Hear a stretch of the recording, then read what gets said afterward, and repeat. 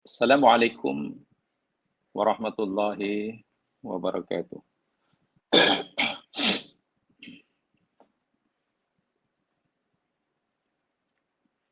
Innal hamdalillah nahmaduhu wa nasta'inuhu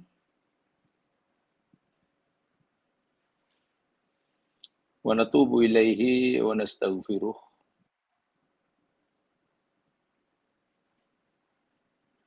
wa na'udzu billahi min syururi anfusina wa min sayyiati a'malina. May yahdihillahu fala mudhillalah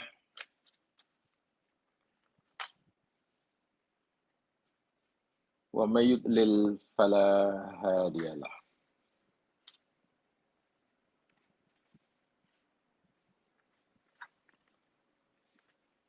Asyhadu an la ilaha illallah wahdahu la syarikalah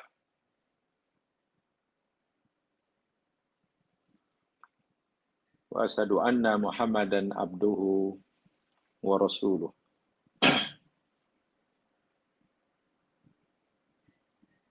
Allahumma salli ala Muhammad wa ala ali Muhammad. Assalamu alayka ya Rasulullah.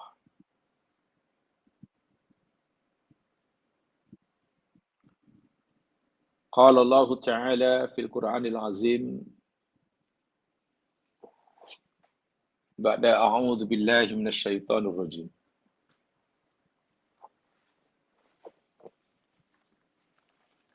Qul in kana aba'ukum wa abna'ukum wa ikhwanukum wa azwajukum wa ashiratukum wa amwalun iqtaraftumuha wa tijaratun takhsawna kasadaha wa masakinu tardawnaha ahabba ilaikum minallahi wa rasulih wa jihadin fisabilih fatarabbasu hatta ya'tiyallahu bi amrih wallahu la yahdil qaumal fasiqin.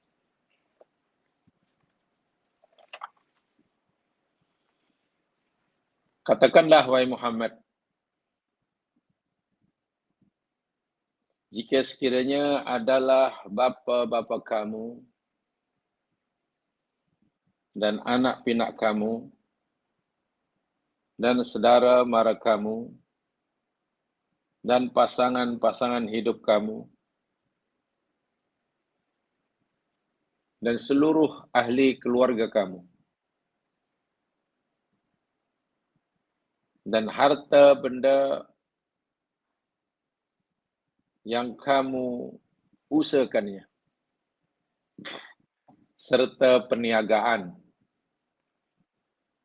yang kamu khawatir akan kerugiannya dan juga tempat-tempat kediaman yang kamu redha dengannya. Jika semua itu lebih kamu cintai daripada cintamu kepada Allah dan Rasul-Nya dan berjihad menegakkan agamanya di jalannya karenanya, maka tunggu oleh kamu, kata Allah, sehingga Allah mendatangkan perintahnya,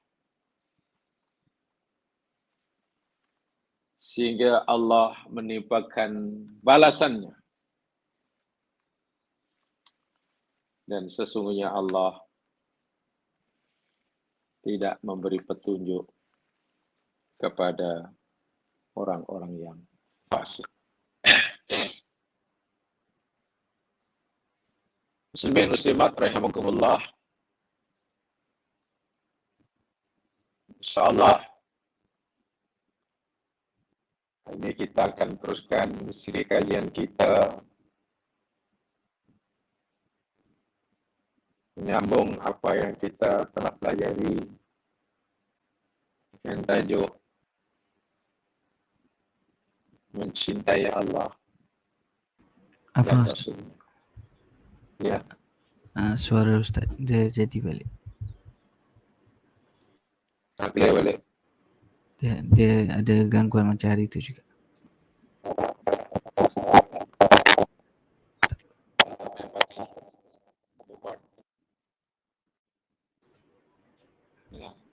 Okay, testing. Boleh Ustaz offkan benda tu? Dengar, tak tahu record. Tak apa dengar Ustaz. Boleh Ustaz cuba refresh. Hello. Masih ada lagi Ustaz. Afwan. Masalah apa ya? Itu dah okey.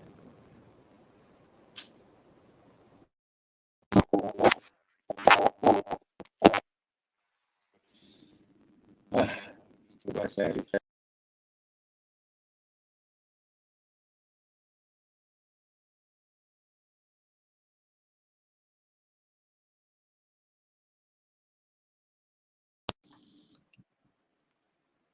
Boleh Ustaz testing. Okey, Assalamualaikum. Boleh dengar? Okay, clear Ustaz. Okey. Jamaah boleh dengar? Clear suara saya? Tolong respon.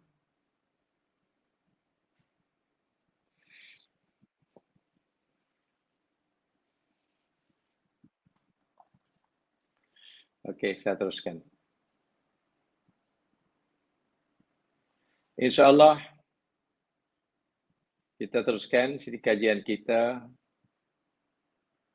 dengan tajuk Mahabbatullah wa Rasul. Dan mulai hari ini kita akan pelajari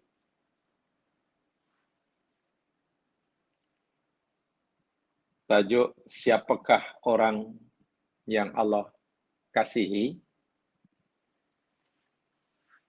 Tolong buka bukunya yang ada buku. Muka surat 33.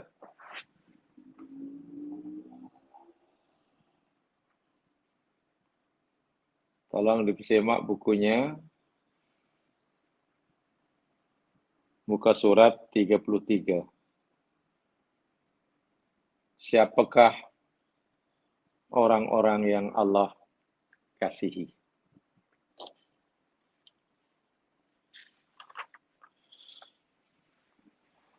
Jemaah sekalian,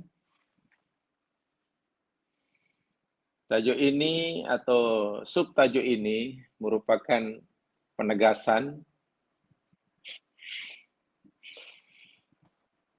bagi apa yang telah kita pelajari selama ini.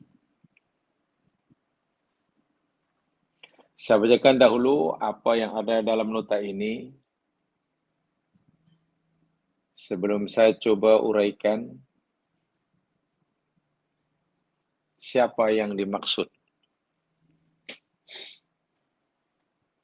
oleh ayat-ayat yang ada di muka surat 33 ini. Allah menurunkan Al-Quran sebagai panduan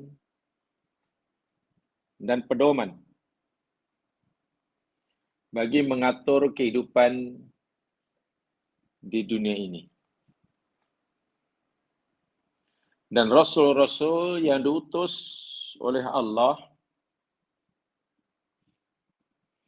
ditugaskan untuk membimbing kita dan memperjelas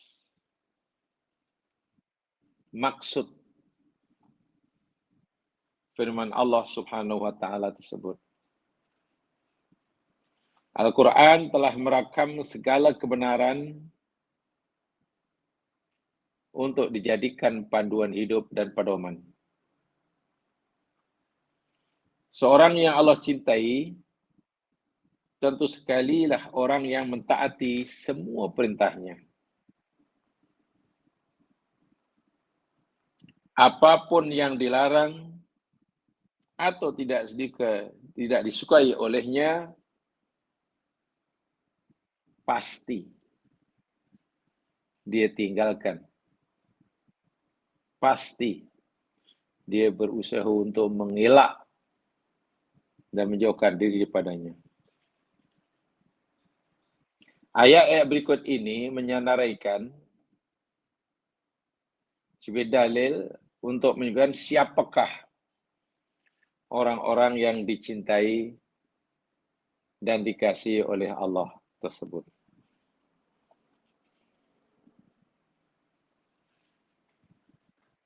Mereka itu ialah orang-orang yang bertakwa. Al-Muttaqin. Sama ada ayat pertama Al-Hujurat 13 ke, Al-Baqarah ayat 2 hingga 4 ke, Ali Imran 76, At-Taubah ayat keempat, Maryam ayat 63, Ali Imran ayat 102, bahkan surah Al-Baqarah ayat 177. Secara umum, 1, 2, 3, 4, 5, 6, 7 ayat yang disampaikan ini memberitahu bahwa Allah mencintai orang-orang yang bertakwa, yakni al-muttaqin. Itu jelas. Yang ingin saya sampaikan di sini, jika Allah beritahu kepada kita bahwa Dia sangat mencintai orang yang bertakwa, atau dalam bahasa Arab disebut al-muttaqin, jamaknya muttaqun, muttaqin, atau muttaqin mufradnya, maka kita perlu tahu siapa orang yang bertakwa itu. Kita sudah yakin, seyakin-yakinnya bahwa Allah sangat mencintai orang yang bertakwa. Itu kita tidak meragukan sama sekali. Dan untuk kita menjadi orang yang bertakwa agar kita dikasihi oleh Allah, tentulah kita kena tahu siapa orang yang bertakwa itu. Siapa yang dimaksudkan oleh Allah? Apa itu takwa? Sebab itulah apa yang ingin saya jelaskan dan kita pelajari sama, yakni tentang takwa dan orang takwa itu sendiri itu siapa. Tadi telah nyatakan bahwa Allah sangat cinta pada orang bertakwa, itu benar adanya.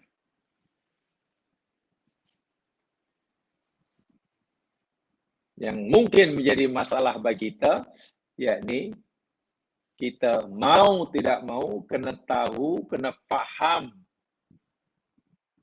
apa itu at-taqwa dan siapa orang yang bertakwa tersebut.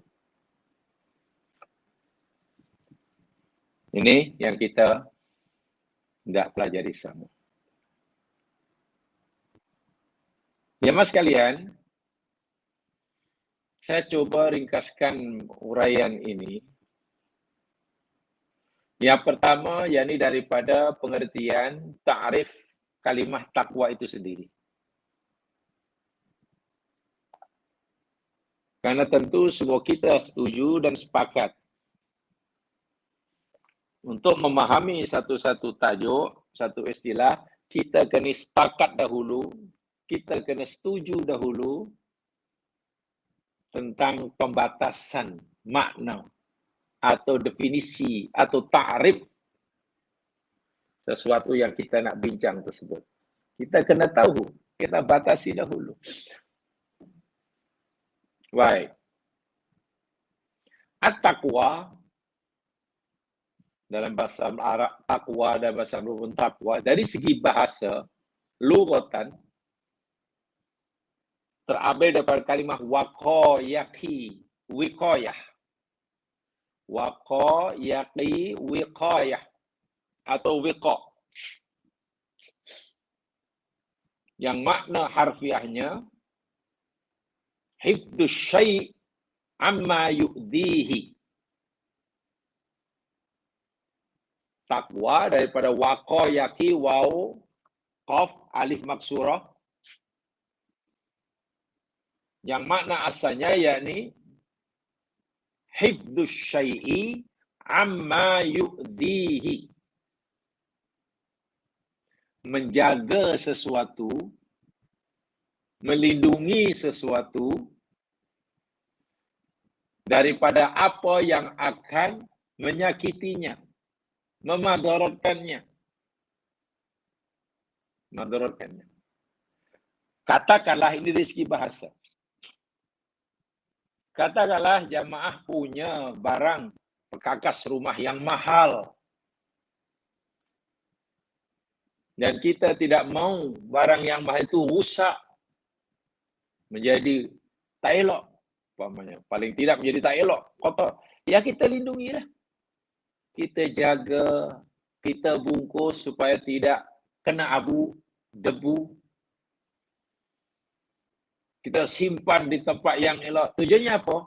Agar ia terjaga. Ia terlindungi.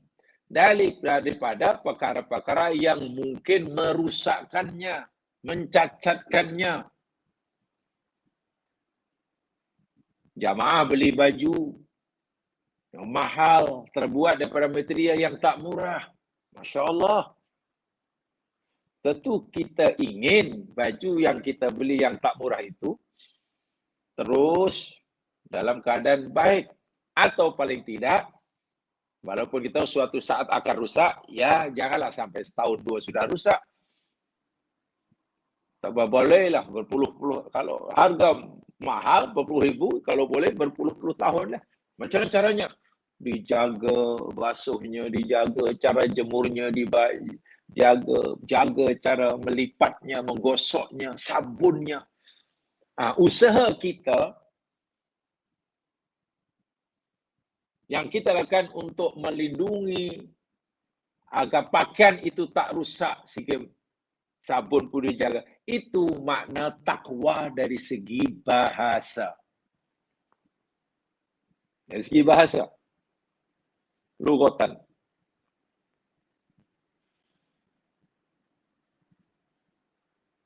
Sebab itulah, bila Nabi SAW katalah, Allah Subhanahu Wa Taala berfirman umpamanya, wa waqahum adzabal jahim. Wa waqahum, waqayaki. Dan Allah melindungi, menjaga mereka daripada azab yang jahim. Neraka jahim. Allah jaga mereka. Jangan sampai mereka ini tertimpa, tersentuh, tersengat api neraka jahim. Nah, perbuatan Allah yang menjaga, melindungi mereka itulah makna takwa yang dilakukan oleh Allah. Waqa, Allah yang menjaganya. Lalu Nabi katalah suruh kita ittaqun nar walau bisyikkin tamrah. Hai kamu umat Islam, ittaqun nar. Yang kita terjemahkan takutlah. Takutlah kamu kepada neraka walau bisyikkin tamrah. Walaupun kamu hanya mampu bersedekah dengan seiris secepis buah tamar, bukan sebiji, separuhnya kot, sukunya mungkin. Maksudnya apa? Lindungi diri kamu. Jaga diri kamu. Pelihara diri kamu. Jangan sampai diri kamu ini disengat, disentuh oleh api neraka. Bagaimana ya Rasulullah? Sedekahlah. Walaupun kamu hanya mampu sedekah dengan seiris tamar, bukan satu goni. Usaha kita untuk melindungi diri kita agar antara kita dengan api neraka itu ada pelindung. ada pendinding. Sehingga api neraka yang menyala-nyala itu tidaklah menyengat, menyentuh, membakar diri kita. Usaha kita melakukan, mendapat itu namanya takwa. Pendinding itu namanya wiqayah. Itu dari segi bahasa. Baik, sudah jelas itu. Sudah jelas. Jamaah berjalan pakai kasut. Itu takwa itu. Ditanya, kenapa kemana pakai kasut, pakai siapa? Ya, ini saya takwa nih. Ya, itulah mana takwa dari segi bahasa. Pasal apa? Ya, untuk melindungi kaki lah. Janganlah nih terpijak paku ke. Jangan nanti terpijak kotoran ke. Usaha yang kita lakukan untuk melindungi kaki daripada terpijak paku, daripada kotor. Itu namanya takwa. Selipar yang kita pakai itu namanya wiqayah. Dari segi bahasa ya, sebenarnya dari segi bahasa semua orang itu sudah bertakwa dari segi bahasa. Kenapa pakai baju sejuk? Yalah, ini sejuk. Sebab itu kena saya pakai 3 lapis baju. Itu takwa lah tu. Lindungi diri daripada jangan kesejukan. Bomba sebelum pergi ke tempat kebakaran bagi nak memadamkan kebakaran. Pakai baju khas, khalis api. Usaha bomba untuk pakai baju, bertukar baju daripada pakaian biasa. Itu namanya takwa. Dan banyak lagi. InsyaAllah boleh difahami. Ini dari segi bahasa ya. Dari segi bahasa. Dari segi istilah, makna takwa dari segi istilah syarak, makna epistemologinya, tadi makna etimologi. Sekarang makna epistemologinya, ini ulama berbeza pendapat. Macam-macam ulama mentakrifkan takwa. Bahkan tidak kurang daripada 10 takrif yang mereka berikan. Tidak kurang daripada 10 definisi yang diberikan. Apa itu takwa? A kata ini, B kata ini. Tetapi, saya ingin sampaikan di sini sebagian saja yang mudah difahami tentang pengertian takwa.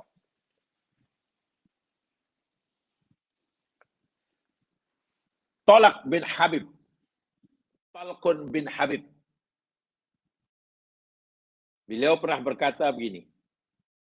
Idza waqa'atil fitan fatfi'uha bittaqwa. Apabila berlaku fitnah. Fitnah ini ujian, bencana, termasuklah kesesatan, penyesatan, kemungkaran. Itu fitnah itu. Celik mata saja mungkar. Pergi satu tempat, maksiat. Bermaharajalela kemungkaran dan maksiat. Kata Talq bin Habib, fatfi'uha bittaqwa. Padamkan semua kemungkaran itu dengan takwa. Maksiat sedang bermaharajalela, ibarat api sedang berkobar. Macam mana nak padam maksiat? Bittaqwa. Lalu murid-muridnya bertanya, Tuan Syekh, wa ma huwa taqwa? Takwa itu apa? Tuan Syekh suruh kami padamkan maksiat itu dengan takwa. Tapi masa takwa itu apa? Lalu beliau memberikan takrifnya. At-taqwa wa an ta'mala bi ta'atillah ala nurin minallah. Takwa itu ialah engkau beramal, engkau melakukan ketaatan kepada Allah. Mentaati Allah lah. Ala nurin minallah. Di atas cahaya yang datang daripada Allah. Roja'an rahmatullah. Semata-mata mengharapkan rahmatnya. Melakukan ketaatan kepada Allah, berdasarkan cahaya dan Allah, maknanya petunjuk lillahi ta'ala. Ada orang melakukan kebaikan, bukan yang motivate dirinya melakukan kebaikan, bukan karena nur daripada Allah, segan pada orang. Itu bukan takwa. Takut pada orang, bukan takwa. Walaupun dia buat benda baik, tinggal benda yang tak baik. Faham ya? Buat benda baik, tinggal benda yang tak baik, tetapi bukan ala nur Allah, bukan atas yang mendorong dirinya, yang motivate dirinya, yang menggerakkan hatinya, bukan karena cahaya yang datang pada Allah, maknanya karena Allah iman lah tu maksudnya, tapi karena manusia segan, malu, karena ada kepentingan pribadi, itu tidak boleh disebut takwa. Karena ia tidak disebut takwa, maka orang itu tetap saja tidak punya wikoyah, pendinding yang mendindingi dirinya daripada azab neraka. Dasar tak dasar. Banyak amal baiknya. Semua yang baik dilakukan, yang jahat yang tak baik ditinggalkan, tetapi dibakar api neraka. Macam mana boleh diapari neraka? Sedangkan ya karena amal baik yang dilakukan, amal buruk yang ditinggalkan, tidak menjadikan wikoyah baginya. Itu bukan takwa. Kerana ia lakukan bukan ala nur minallah. Dan tidak roja'an rahmatullah. Dan tidak mengharapkan balasan daripada dia. Tapi mengharapkan balasan daripada, ya daripada orang lah, ingin pujian ke, supaya nama baiknya meningkat ke, supaya reputasinya di hadapan manusia tidak tercemar ke, supaya bla bla bla bla bla. Nah, ini takwa. Dari segi zahir mungkin A dan B sama-sama baik. Tapi yang satu layak dipanggil muttaqin, yang satu tak layak. Apa yang membezakannya? Nih, niatnya. Apa yang menggerakkan hati A berbuat itu? Dan apa yang menggerakkan hati B? Itu. Kalaulah dia yang menggerakkan, oh saya buat ini yakni kerana Allah suruh. Okey. Oh, saya meninggalkan ini kerana Allah larang. Okey, dah daripada Allah tu yang bergantung Allah. Masalahnya, apa tujuan kamu buat itu? Betul kamu buat itu kerana Allah suruh kamu, betul. Tapi apa tujuan kamu? Mungkin kamu ada tujuan, ada harapan. Yalah, harap-harap orang mengakuilah kebaikan kita. Harap-harap orang mengetahuilah bahawa kita ni orang yang baik. Maknanya, walaupun dia buat apa yang Allah suruh, tetapi tujuannya bukan tidak mengharapkan balasan daripada Allah, tapi mengharapkan balasan manusia, bukan takwa. Itu kan riak namanya. Itu kena ada syarat kedua, roja'an. Kena mengharap rahmat Allah. Ima semasa tarkul ma'asi, semasa meninggalkan maksiat,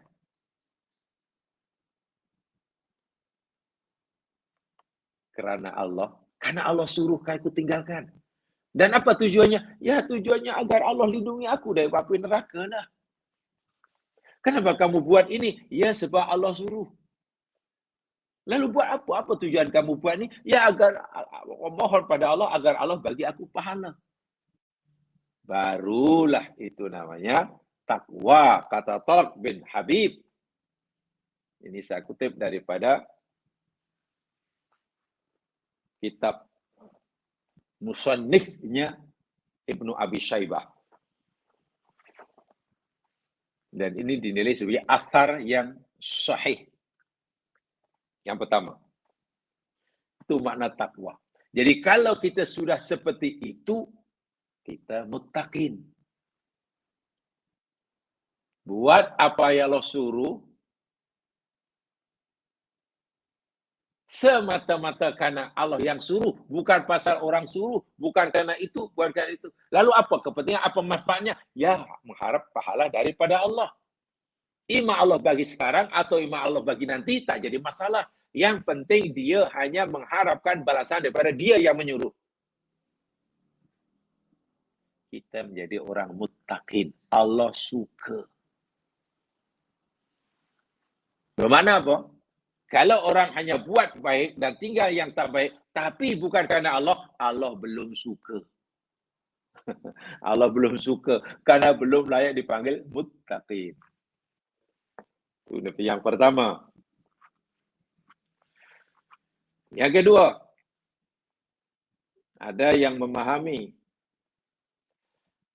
takwa diberikan, diberikan oleh Syekh Abdul Aziz bin Baz, Mufti Kerajaan Saudi. Kata Syekh Abdul Aziz bin Baz, beliau berkata, takwa itu ialah taqwa Allah subhanahu wa ta'ala hiya, takwa pada Allah subhanahu wa ta'ala adalah ia ibadatuhu, menyembahnya, itu bahasa umum. Takwa pada Allah maknanya menyembahnya. Bahasa yang lebih tepatnya memperhambakan diri semata-mata karenanya. Saya sebenarnya lebih suka kemudian istilah ibadah ubudu itu bukan hanya menyembah ya Mas Kanya. Memperhambakan diri. Memperhambakan diri. Daripada abdun kan. Sebab kalau hanya menyembah barangkali Allah suruh dia buat. Tapi belum tentu ia memperhambakan diri kepada Allah. Mungkin dia masih merasa partner kepada Allah. Buktinya bila sudah banyak buat yang disuruh, dia merasa sudah banyak buat apa yang Allah suruh. Dan telah merasa banyak meninggalkan apa yang Allah tegak. Tetapi permintaannya pada Allah tak ada satu pun yang Allah kabulkan. Macam mana ini? Saya dah buat apa yang Allah suruh. Diri ini dah bagi apa yang Allah minta. Tapi kenapa pula permintaanku pula tidak dikabulkan? Ada 10, sehingga hari ini 1 pun tidak. Lalu, ya Allah, ini macam mana ya Allah? Engkau suruh, aku buat, kenapa aku minta engkau tak? Nah, orang ini mungkin baru layak dipanggil menyembah. Belum memperhambakan diri. Sebab bila orang sudah peringkat memperhambakan diri jemaah sekalian, bukan sekadar bersedia dengan sukarela buat yang disuruh tinggal dia, bahkan dia nasibnya diserahkan semuanya kepada Allah. Allah suruh dia minta, lalu dia minta. Allah bagi ke tak bagi ke, bagi banyak ke, sikit ke, cepat ke, lambat, baginya tak ada masalah. Ia sudah merasa puas bila telah berjaya buat apa yang Allah suruh. Itulah hamba. Dia telah merasa senang, gembira, bahagia, bertuah kerana Allah telah menolongnya mampu melakukan apa yang dia suruh. Itu pun sudah satu kebahagiaan. Sebelum pun mendapat balasan. Apalagi nanti bila Allah bagi balasan, bagilah seronok. Sebab itu, saya lebih suka memahami kata Abdul Aziz bin Baz ini, takwa ialah ibadatullah, bukan hanya menyembah, tapi memperhambakan diri kepada Allah. Bifi'lil awamir wa tarkin nawahi. Dengan melakukan segala suruhan dan meninggalkan segala larangan, an khaufim minallah. Kerana takut akan azabnya.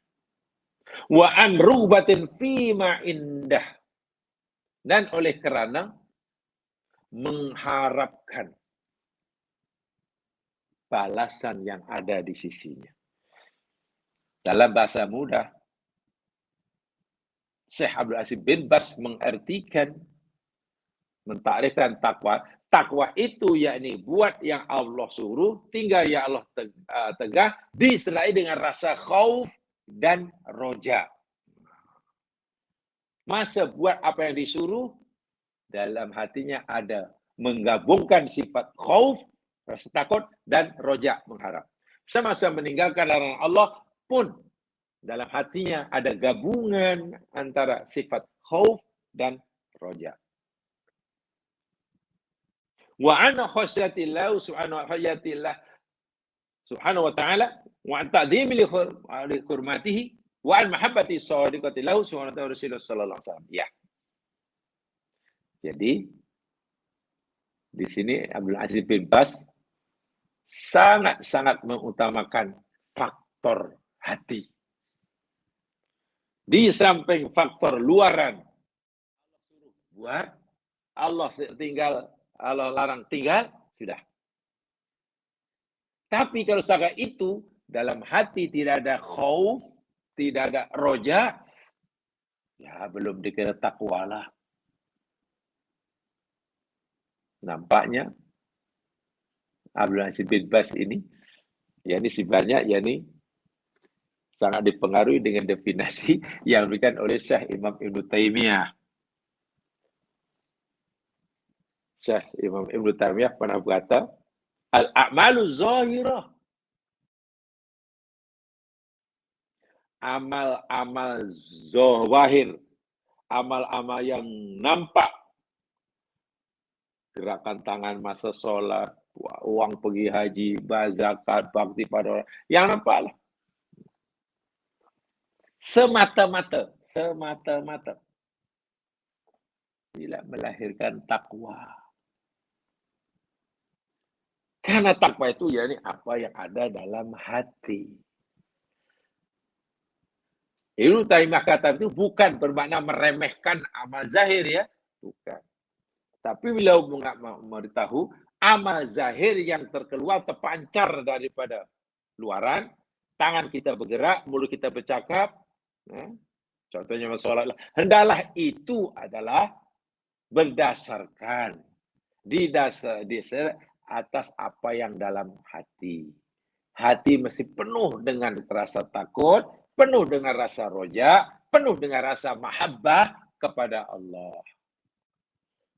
Mana-mana amalan baik yang dizahirkan, yang dilakukan oleh anggota tubuh badan, berdasarkan khauf dan hub. Itulah takwa. Itulah takwa.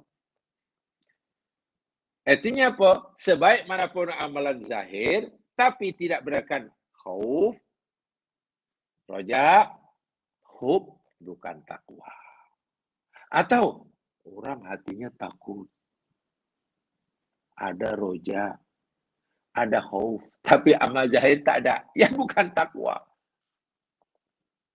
Sehingga mesti ada paduan, satuan antara yang zahir dengan yang batin. Bahkan yang zahir itu yang namanya hub, mahabbah dan khauf dan roja itu diterjemahkan, dikeluarkan, dizahirkan. Atau sebaliknya, yang zahir itu hendaklah terpancar akibat apa yang dalam hati. Saya pikir luar biasa ulama-ulama dalam menjelaskan kaitan antara amalan zahir dan amalan batin, amalan hati. Contohnya ini. Barulah takwa. Di sini barulah kita paham kenapa Nabi SAW dahulu ketika menyampaikan at-taqwa hahuna, at-taqwa hahuna, at-taqwa hahuna. 3 kali Nabi bersabda sambil meletakkan tapak tangan di dada. Nabi kata, takwa itu di sini, takwa itu di sini, takwa di sini, di hati. Kan di sana memang dia punya sumber, dia punya sosnya di sana. Yang keluar itu ekspresi. Ibarat pokok yang keluar itu kan, ya berasal daripada benih yang dalam tanah. Benih cantik, ya insya Allah tumbuhnya cantik. Benih tak elok, boleh. Ada dalam tu. Wih, pokok ni makin besar, makin tinggi pokok. Ini maksudnya akar tunjangnya kuat ni. Ya betul ya. Coba kalau pokok hanya akar tunjangnya kuat, tak ada batangnya. Macam mana kita tahu yang itu pokok? Atau pokok pohon yang rindang, bukan main lebat. Tapi akar tu yang tak ada. Jangankan ada ribut, ada angin, sepoi-sepoi basah pun tumbang. Nah ini, itulah takwa. Dan bila hati sudah ada rasa khauf, roja, dan mahabbah atau hub, maknanya orang itu masa buat yang disuruh, tinggal. Bukan hanya beribadah, itulah ubudiyah. Memperhambakan diri kepadanya. Yang kedua. Yang ketiga. Baik. Saya cuba mempelbagaikan zaman sebab ini bukan pada saya ingin cuba menyampaikan pelbagai pendapat. Sekarang ini diberikan oleh ulama yang dikenal sebagai ulama tasawuf. Beliau telah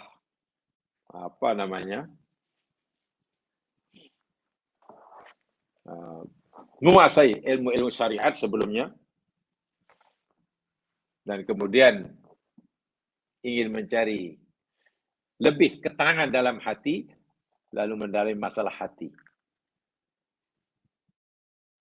Namanya Ibnu Athaillah As-Sakandari yang selalu saya sebut. Beliau ini hidup sezaman dengan Imam Ibnu Taimiyah. Beliau di Mesir, Ibnu Taimiyah kan ada di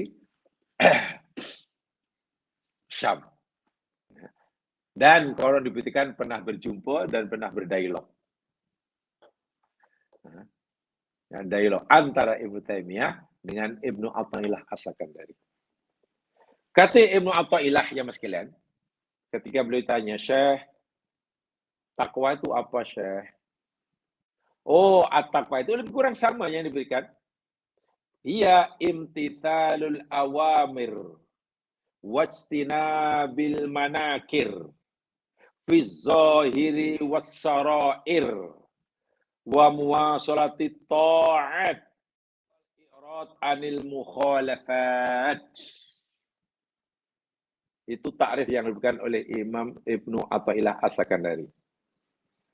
Takwa ialah imtithalul awamir, melaksanakan suruhan, perintah. Wajtinabil manakir, dan meninggalkan perbuatan-perbuatan yang ditegah, yakni mungkar. Fid dhahiri was-sarair, sama ada dalam keadaan zahir ataupun dalam keadaan rahsia. Mana sama ada di muka, di hadapan orang ramai, atau ketika dia duduk seorang diri. Sama ada ketika ia di multazam, dekat dengan Kaabah, atau di Raudhah, di Masjid Nabawi, maupun ketika ia sedang bercuti. Ataupun ketika ia sedang bercuti. Di mana di tengah Samudra Pasifik ke, di tepian Laut Caribbean ke. Sama ada ketika ia berada di tengah-tengah saudara muslimnya atau seorang diri di tengah-tengah non-muslim. Perintah Allah tetap dilakukan, larangan Allah tetap ditinggalkan. Itu makna zahir dan zahir. Makna kedua, dari segi zahir dia buat suruhannya, dari segi batin pun. Tidak boleh hanya zahirnya yang baik tapi hatinya tak baik. Nah, ini sama dengan definisi yang diberikan sebelumnya tadi.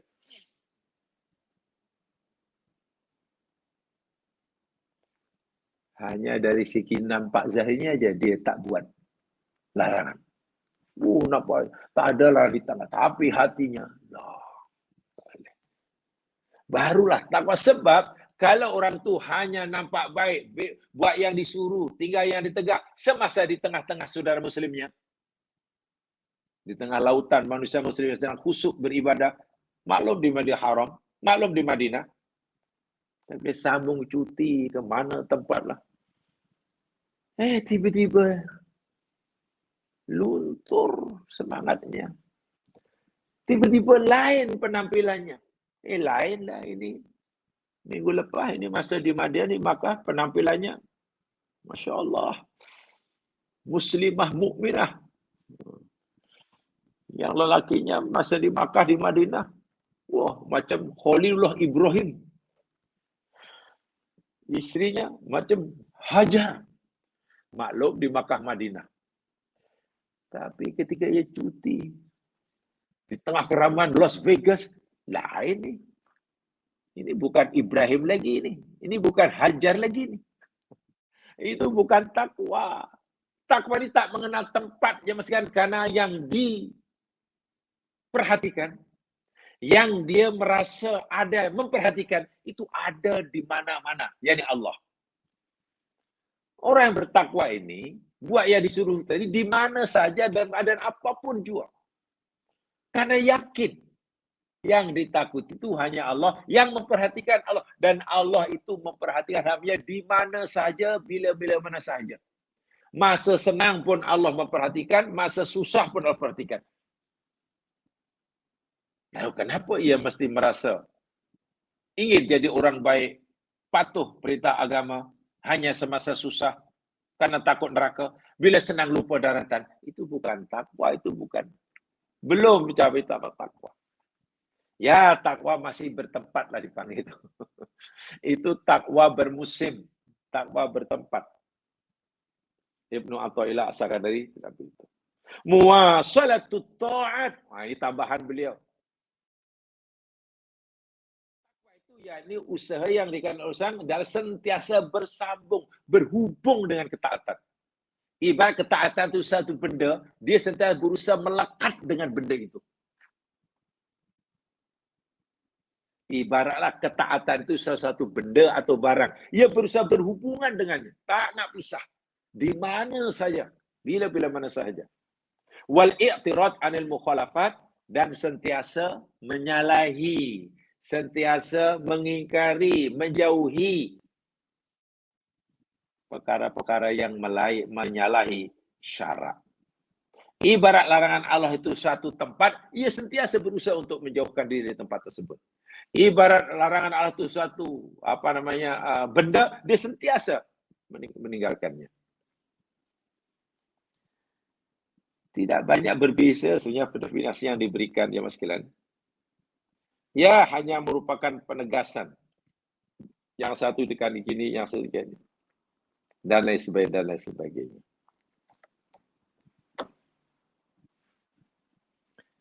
Sekarang kita tanya kepada sahabat Nabi.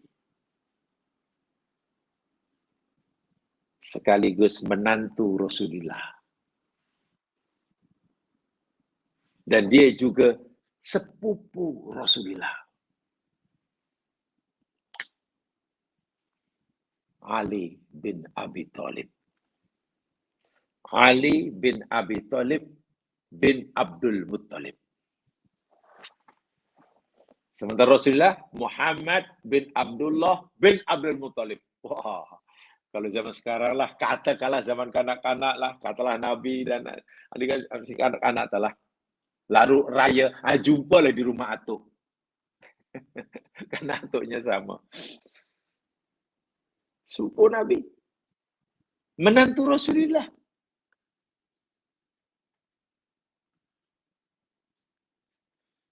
Satu saja orang yang lelaki yang paling layak menyunting putri kesayangan Rasulullah, Fatimah Az-Zahra. Dan memang boleh kata anak angkat. Karena Ali dijaga di bawah asuhan Nabi daripada zaman kanak-kanaknya. Tidak perlu diragukanlah kesalehan Ali bin Abi Thalib. Tidak diraguilah keimanannya. Keteguhannya membela Islam.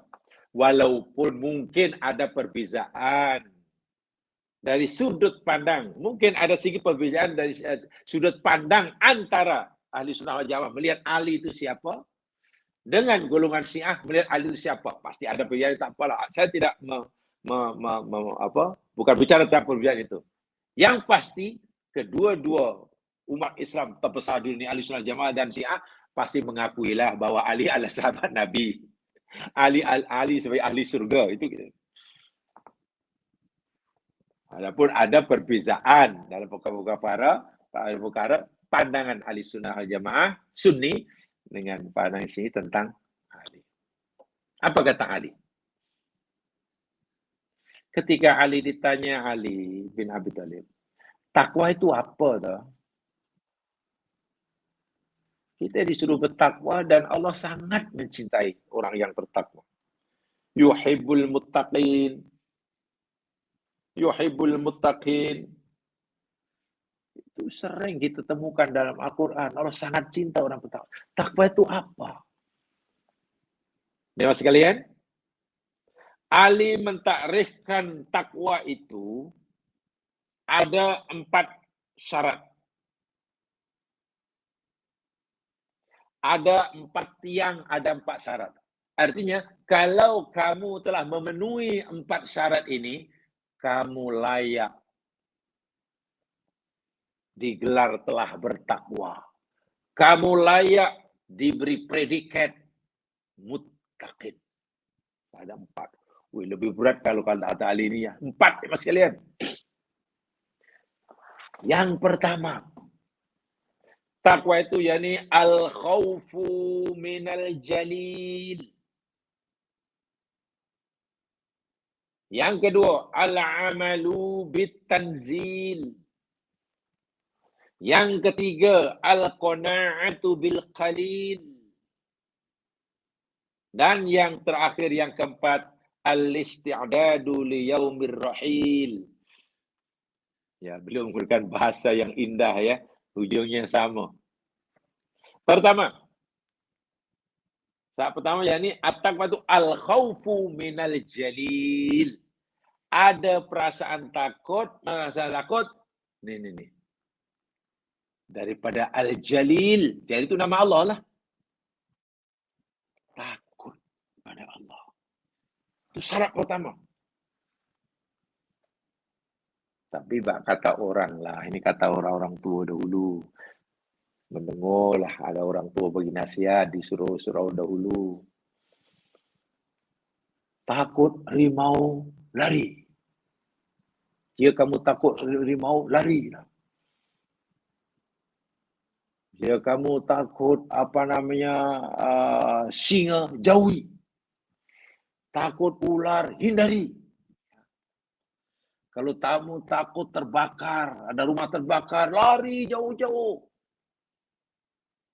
Nah, bila kamu takut Allah, dekati. Semakin kuat rasa takut seseorang itu kepada Allah, tentulah pada azabnya maksudnya, kemurkaannya maksudnya, ditinggalkan olehnya, umpamanya, dekati, jangan lari. Boleh ya? Takut, kalau kita takut harimau, kita suruh lari, menjauhnya. Jangan dekat-dekat. Tapi takut Allah, jangan jauhi, dekati, makin dekat. Takut di sini maksudnya takut murka Allah. Ya dekati. Kalau buat salah minta maaf. Kalau buat dosa bertaubat.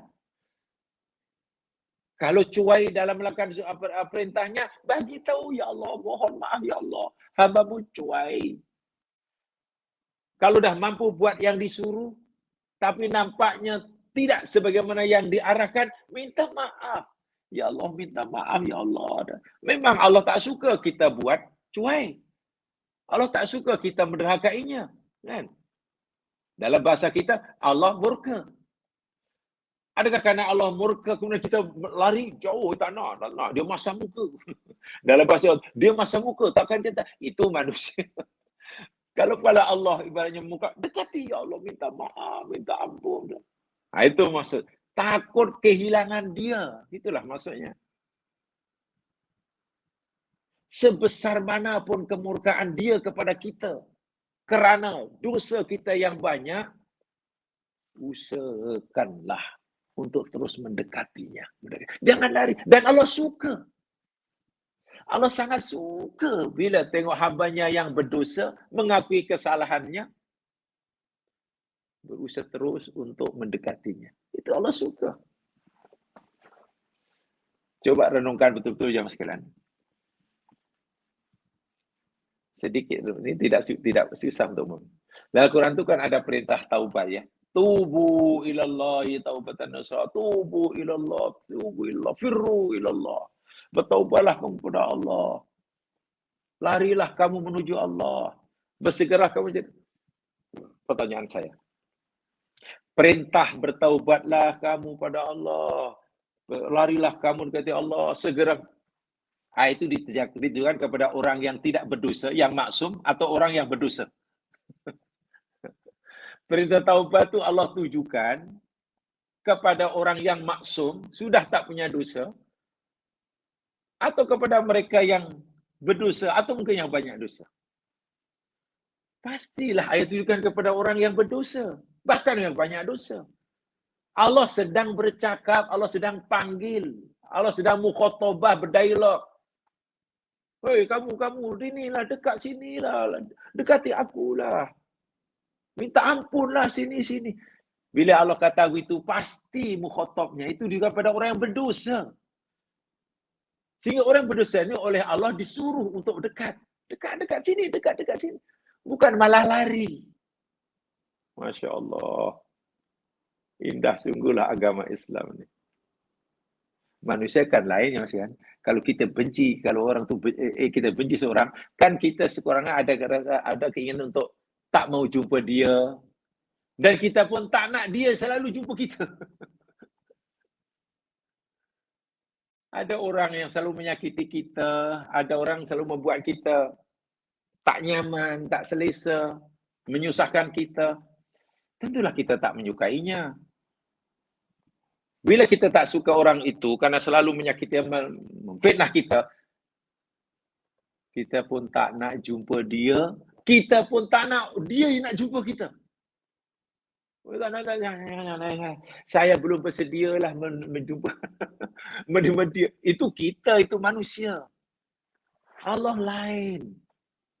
Syaitu Ali kata, al-khauf minal jalil. Takut pada Allah tu bukan malah dekati. Itu pertama. Itu ciri orang takwa. Yang kedua, syarat kedua, al-amalu bitanzil. Beramal, melakukan dengan apa yang Allah turunkan. Maknanya syariat lah. Tanzil ini maknanya syariat lah. Al-Quran lah. Dan Al-Quran itu sebenarnya kan hanya ada permintaan Allah, jamaah sekalian. Saya ulangi. Permintaan Allah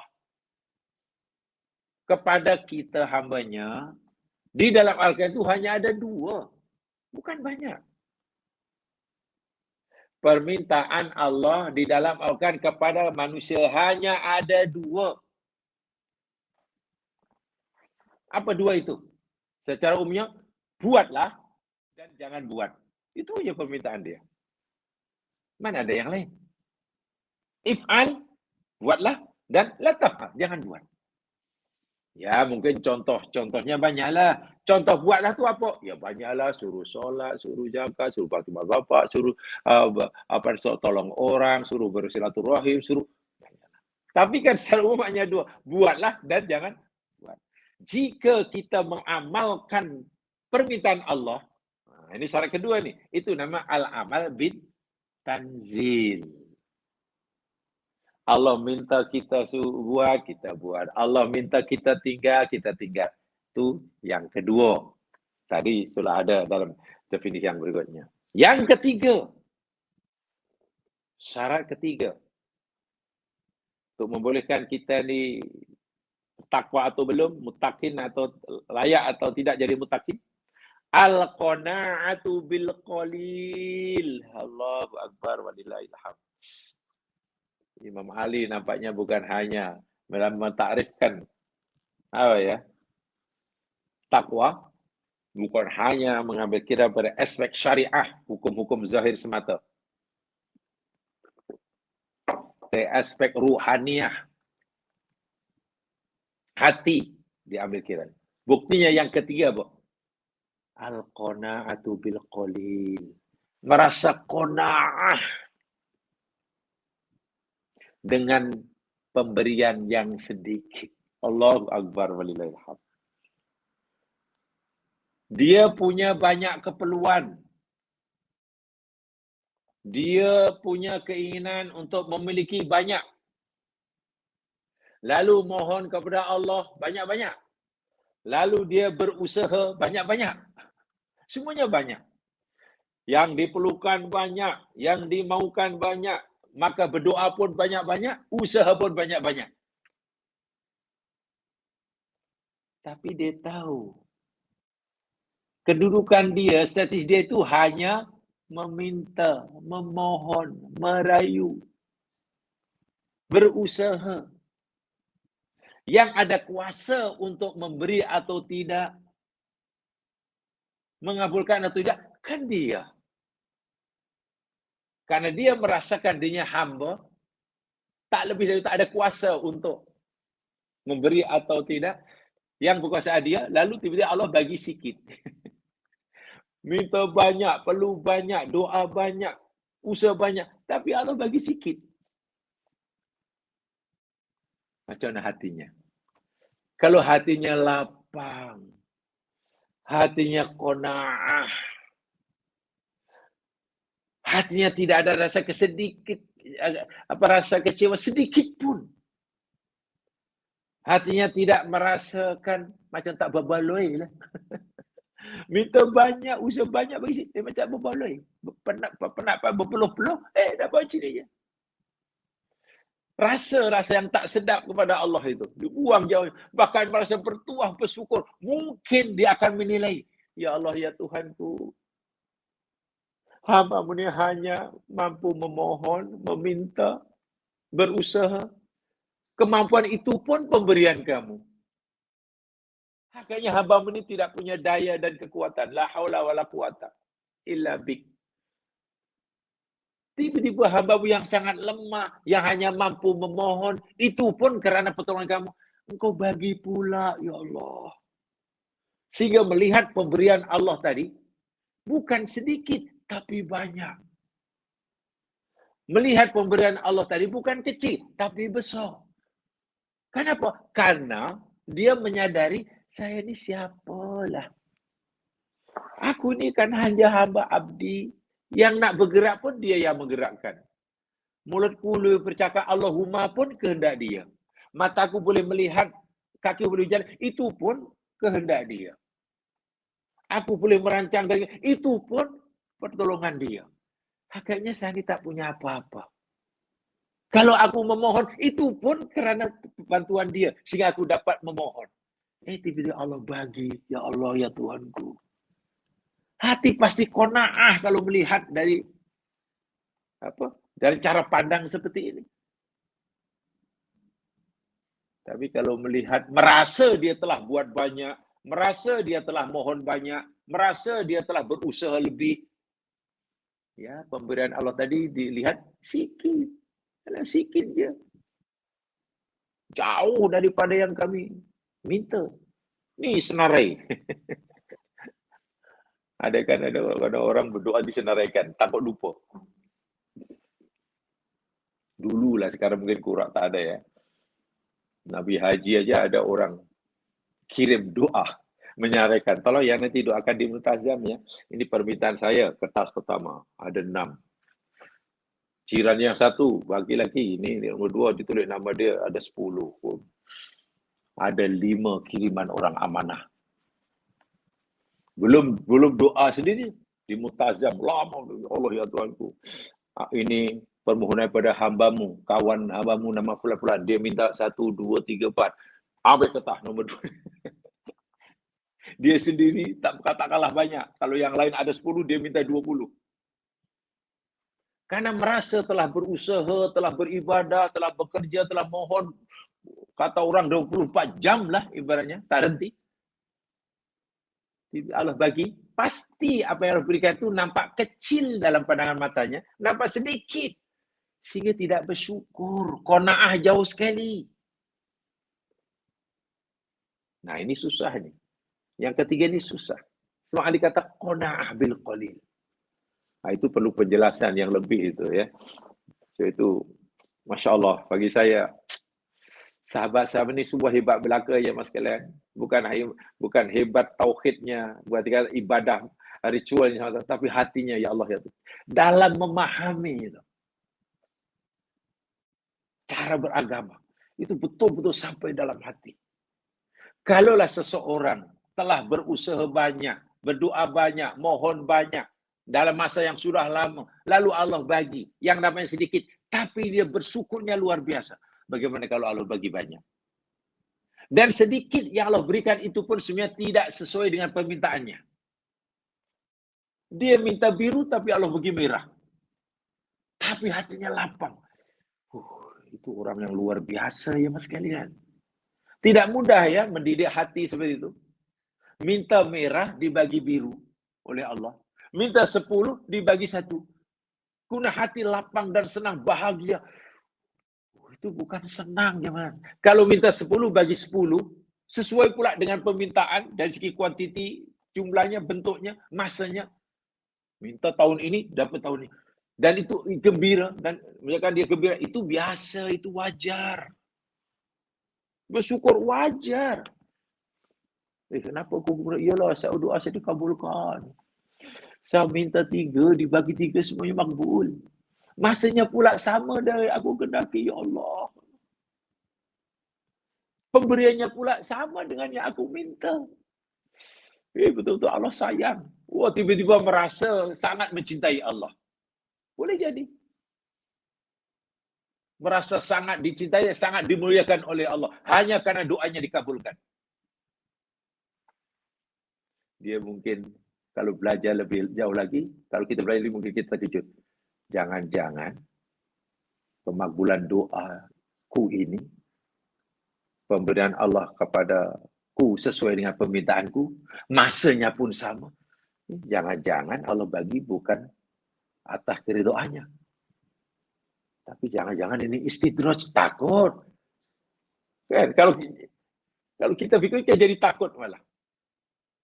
Tapi coba berapa orang agaknya? Jangan-jangan kita pun belum mampu. Usaha dah lebih, macam-macam lebih, banyak pun tiba-tiba Allah bagi, tidak sebagaimana kita minta, masanya pun tak sama dengan kita, kuantitinya pun tak sama. Tapi hati lapang, gembira, bahkan tiba-tiba merasa terlalu kecil dan kerdil di hadapan Allah untuk Allah perlakukan semulia itu. Allah Maha Mulia, memperlakukan dengan kemuliaan sangat besar. Tiba-tiba kita merasa kecil. Wah, itu luar biasa susahnya aja mas kalian. Saya itu alim letakkan ia sebagai syarat ketiga untuk mutak. Sebab nak jadi orang dicintai Allah bukan senang. Al-qana'atu bil qalil. Kemudian yang terakhir, yang keempat, syarat takwa itu kata Ali, wal isti'dadu liyaumir rahil. Mencari bekalan, membuat persediaan liyaumir rahil, bagi menghadapi hari bepergian. Rahil itu bepergian, pergi pada Allah, rihlah. Suatu saat dia yakin, suatu saat pasti ia akan pergi meninggalkan tempat ini untuk berpindah ke alam yang lebih tinggi, namanya alam barzah, hingga alam akhirat.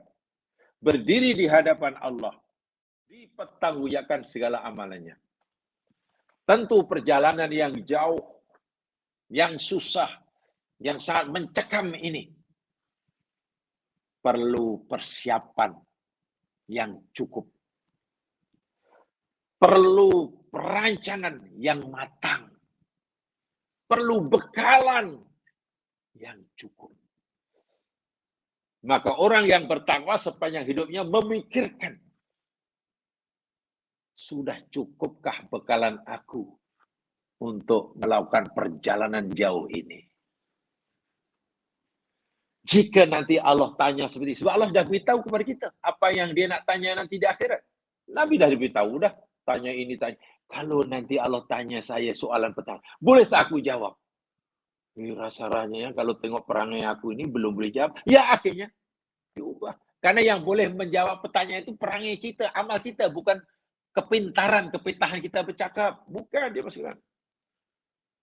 Seorang pemidato, seorang orator yang dahsyat sekalipun. Kata orang dapat gelaran singa minbar.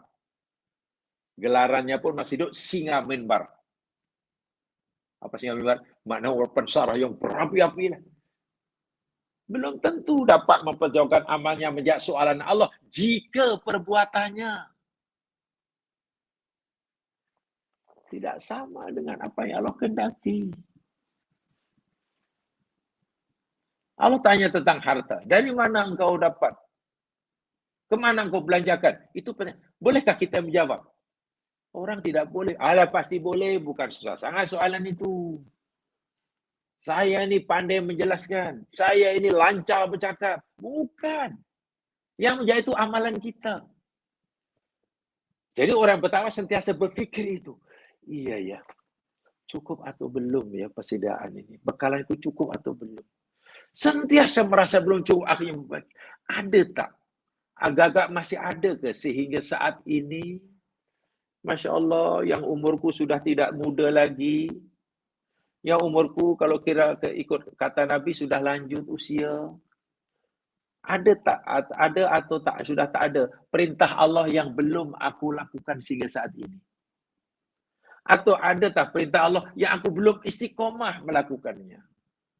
Sehingga umurku sudah setua ini, hidupku sudah selama ini dunia, rasa-rasanya masih ada atau tidak? Larangan Allah yang belum aku tinggalkan walaupun sekali sepanjang hidup. Atau masih adakah larangan Allah yang aku baru mampu meninggalkannya sekali-sekala? Itu ditanya, itu dicek semula.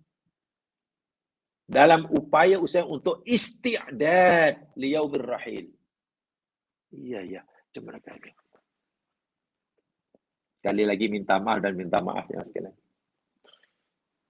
Mungkin jamaah jauh-jauh bernasib baik daripada setengah saudara-saudara kita. Contohnya nak pergi haji. Mungkin jamaah sekalian kurang menghadapi masalah bila nak pergi haji. Apa tidaknya sehat sudah. Bekalan nak pergi haji berapa sangat kosnya? Kosnya tak banyak. Tak banyaklah, sikit aja lah. Bahkan saya ambil tu yang paket yang Zamrud. Yang paket. Berapa tu pergi haji? Alah, tak banyak. 125,000 je. 120,000. Nak pergi haji. 20 hari. Kecil. Yang mana tak masalah lah. Kota ala kota apa susah. Kota. Saya ada kota istimewa tau. Ini saya ikut Haji Furoda yang masih istimewa ni. Daftar hari ini, besok boleh terbang. Kapal terbangnya dah ada. Alah, kapal terbang tak payahlah. Kalau kapal yang biasa, kita boleh catat sendirilah. Berapa banyak kosnya. Katalah orang pergi haji macam ni. Kan tak ada masalah kan? Jadi tak perlulah sibuk. Boleh tidur nyenyak lah. Walaupun mungkin 2 hari lagi nak pergi haji. Apatah lagi, dah ada orang yang membantunya menyediakan bagnya, pakaian sudah di packaging sudah, itu sudah. Alah, sudah paling apa sebab pergi. Tapi coba saudara-saudara kita je maskan. Minta maaf. Orang yang sebab kekurangan. Sebab kekurangan. Yang mungkin pun hanya punya cita-cita nak haji ketika zaman kanak-kanak. Dan entah boleh, entah tidak. Kerjanya susah. Pendapatannya Allahu Akbar. Tapi sanggup menabung sikit. Selepas 22 tahun, tengok tabuhannya cukup untuk pergi haji, cukup sebagai untuk tinggalkan dan pergi haji. Tengok apa persiapannya. 22 tahun menabung sikit-sikit. Disimpan kelebihan usahanya. Lepas itu tengok, sudah 1 bulan dah tak kerja. Minta restu sana sini gitu, minta ampun, persiapannya Allah masukkan barang sikit. Semua maklum nak pergi jauh, haji. Tengok persiapan orang yang mungkin pertama kali itu pertama terakhir yang Allah takdirkan mampu haji. Dan dia tak fikir yang lain dah. Karena dia tahu ini haji persiapan mesti sempurna, bekalan mesti cukup. Apatah lagi Allah katalah dia tidak ikut package yang makannya tinggal santap. Makan cari sendiri, mungkin masak sendiri. Pasti persiapan luar biasa. Kalau orang nak pergi haji pun macam itu persiapannya, 22 tahun. Kenapa? Ini bukan cerita, ini rekanya Mas kan. Saya pernah, kalau jamaah perhatikan ya, di Indonesia khasnya, Indonesia kan negara yang besar, negara Islam, Muslim terbesar lah, ya, orang Muslim sangat yang besar. Dan orang lebih haji atau setiap tahun makin meningkat. Rupa-rupanya tidak semua orang dengan senang lenang boleh pergi haji. Ya, yang kaya raya bila-bila masa lah, bila-bila masa mungkin pakai private jet sendiri. Setiap tahun ada saja orang Indonesia yang betul-betul sangat-sangat menyentuh perasaan kita lah. Kehidupan yang sangat inspiratif lah. Ada seorang tukang jual jamu, tahu jamu ya, jamu yang di apa? Ilmu herba tu lah, yang letak dalam botol-botol, digendong keliling kampung, yang ya tak tahu lah macam mana itu dulu satu lah dari KKM kan itu yang mampu dan ada orang beli. Berapa penghasilannya? Dan ia lakukan profesi daripada zaman muda hingga ketua. Setiap harinya diasingkan. Pendapat yang untuk mungkin ini sedikit sekali simpannya. Sikit. Setiap tahun ini. Setelah 22 tahun. Betul saya cakap tadi. 22 tahun. Tengok simpanan yang sudah cukup untuk pergi haji. Akhirnya dapat pergi haji. Hasil jerih payah menyimpan sedikit lebihan rezekinya setiap hari. Selama 20 tahun karena jual jamu keliling kampung, digendong, jalan kaki. Rumah jangan tanyalah, bukan tak pernah merasa rumah mewah. Tentu persiapannya luar biasa, susahnya. Jalan di para kampung, itu 1 bulan dah tak kerja tu. Bahkan 2 tahun lepas sebelum corona, sebelum CEO tu. Ada seorang, itu sangat-sangat menyentuh perasaan hati duta Arab Saudi di Jakarta. Karena keluar di TV, akhirnya pergi ke rumahnya dengan pegawainya dan dijemput. Dapat jemputan khas pergi haji oleh kerajaan Saudi. Semua biaya ditanggung, naik di sana pun dengan balik dibagi duit lagi oleh haji. Karena hati duta Arab Saudi tersentuh. Begitu sekali orang cintakan agamanya, rindukan Ka'bah. Waktu umurnya sudah dekat 70. Kerjanya tukang urut, pijit. Urat kampung, berapa bayarannya? Wallahu alam. Tapi bagi dia, satu cita-cita dia, rasa hidup tidak cukup sempurna sebagai orang Islam kalau belum boleh pergi haji. Mungkin dia tak wajib zakat, memang miskin. Coba berapa lama buat persiapan. Dan sanggup mengorbankan kesenangan hidup semata-mata karena cita-cita pergi haji. Itu nak pergi haji, itu perlu lagi cek. Ini ada tanya, dah bawa ini, dah bawa itu, dah bawa ini, dah dibawa selimutnya, dah kalau orang dahulu mungkin dah dibawa obat nyamuknya, mungkin. Itu nak pergi haji. Di bumi, di sana ada kawan. Kalau sudah ada orang tolong. Ali kata, Anda bukan nak pergi dari kampung Anda ke kampung lain. Dari negeri Anda ke kampung akhirat. Tak ada siapa yang boleh menolong. Kecuali diri Anda sendiri. Bekalan mesti cukup. Kalau tak cukup, di sana tak boleh cari. Kamu hanya boleh membawa bekalan sesuai dengan apa yang kamu usahakan. Saya itu orang yang bertakwa, orang sentiasa mempersiapkan dirinya. Mencukupkan bekalannya. Untuk dibawa pulang kembali ke negeri akhirat. Alam baka dipanggil. Yang baka. Itu takwa. Dan tidak cukup. Kenapa? Kan di sana bukan setahun. Kalau pergi haji 40 hari, 2 bulan balik. Bukan lama. Kalau masa pergi haji kata tak boleh cari income. Kan hanya 2 bulan, balik ya. Ada yang 2 minggu, balik. Pergi akhirat berapa lama? Kekal, tak boleh balik sini. Boleh tak di sana sambil kerja untuk dapat income? Tak ada. Yalah mana tahu nanti kalau bekalan tak cukup, boleh tak cari saya? Tidak ada. Jadi kalau perjalanan begitu jauh dan kekal sebenarnya bekalan tak cukup macam mana? Syaitu Ali kata, kalau kamu betul-betul bertakwa, tolonglah perhatikan istiqdad kamu, persiapan kamu, bekalan kamu ini dah cukup atau belum liyaumir rahil. Kalau itu sudah cukup, ya alhamdulillah. Tapi masa yang mana ada orang sudah merasa cukup. Sedang nak pergi melancong pun, tak cukup nanti, tak cukup ni, tak cukup ni. Tak apalah kalau cukup nanti kita telefonlah suruh hantar duit. Duit itu, tak apalah, saya tak bawa duit, saya bawa duit plastik je. Duit plastik ni lagi besar nilai dia. Kalau bawa duit nanti 10,000 sudah tebal dia punya dompet. Ni, duit plastik. Kredit card tu kan duit plastik. Ini nilainya lagi. Yang ini nilai dia 100,000. Yang ini 200,000. Maklumlah platinum semuanya. Waduh. Semua platinum datang. Mahal-mahal belaka ni. Bahkan ada unlimited. Mau apa lah. Makan apa guys. Tanya. Pasti tak takut. Cukup bekalannya. Baik, saya ulangi. Ali berkata, ini definisi Ali ya, dan saya tertarik sebenarnya dengan definisi Ali ini.